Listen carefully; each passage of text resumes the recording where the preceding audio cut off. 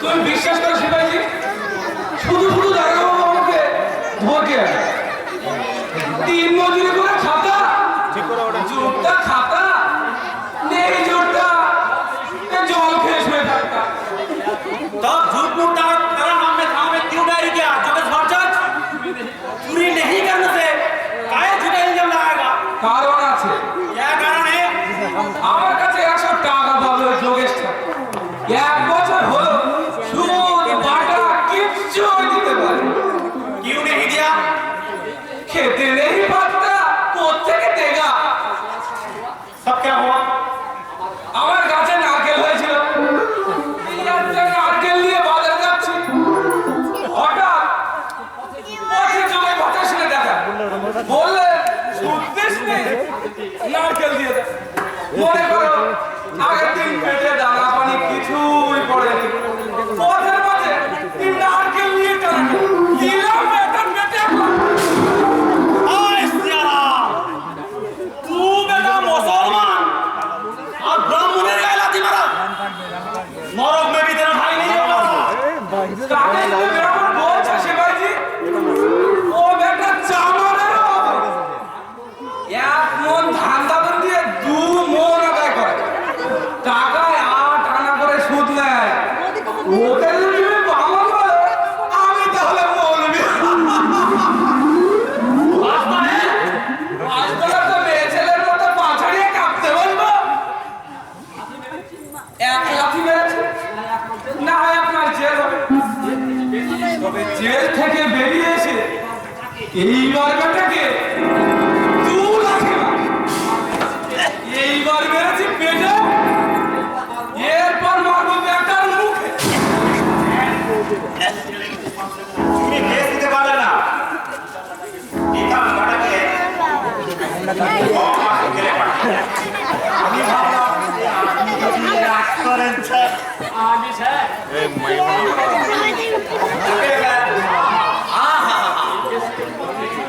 কেসটা তো ঘুরিয়ে দিলেই হতো, লাথি মেরে মাটিতে ফেলে দিয়ে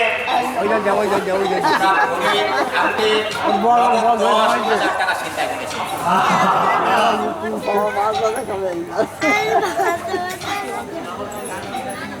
বাহ দারোগা বাবু, বাহ, বেশ ভালো যুক্তি দিয়েছেন তো।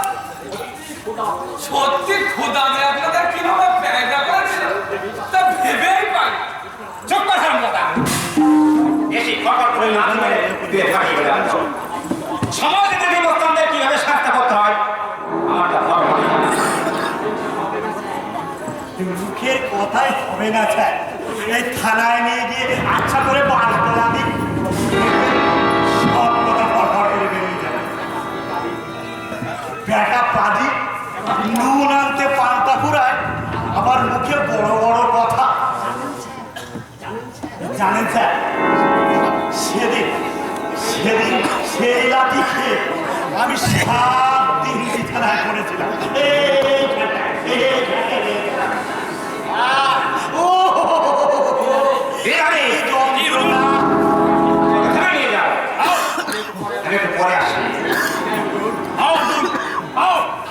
আমি যাচ্ছি জগন্নাথ চাঁদ, তবে আবার আমি ফিরে আসবো।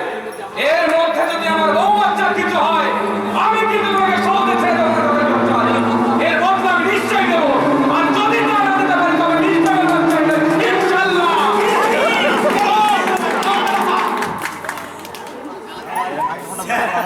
এই বেটা যেভাবে ধমকে গেল, সে যদি কোনো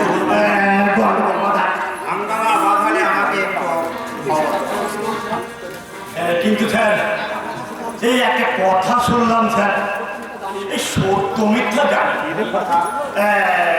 ইয়ে মানে বরগাদাররা নাকি জমি নিজেদের নামে রেকর্ড করাচ্ছে। বরগাদাররা জমি রেকর্ড করাচ্ছে ঠিকই, কিন্তু আইনের একটা ভাগ আছে। সেটা কি রকম? ধরেন আপনি যে আপনার জমি বরবাদ দিচ্ছেন, তা ছেড়ে আপনি অস্বীকার বলবেন আচ্ছা আচ্ছা আপনার জমি নিজের হাতে আমি চাষ করছি, ওরা যদি আবার একজোটে আমার উপরে ঝাঁপিয়ে পড়ে, আমি রোগা সোগা মানুষ। আপনি হাসালেন জায়গায় যাবো, আপনি আমাকে হাসালেন, এই 7 জন তেলও করবে আর রাধাও না।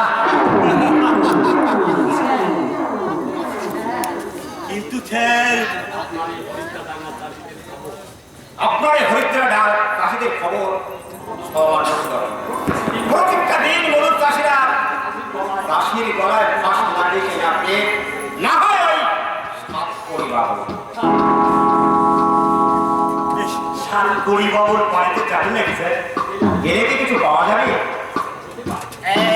হতে পারে ওনার পুকুরে পেল্লায় সাইজের রুই মাছ আছে। কথায় কথা নেই, কথাটা আমি তুলবো। নায়ে অদায় বলতে গেলে আপনি তো আমাদের ইয়ে স্যার, ওই যাকে বলে ফাদার মাদার। যেতে চান চলো। অনেক দিন না আমি ভালো মাছ খাইনি, আর কি করবে খাবো বলো? এই তরঙ্গহাটির বাজারে 100 টাকা থেকে 150 টাকা মাছের কিলো। আমাদের মতো সাধারণ মানুষ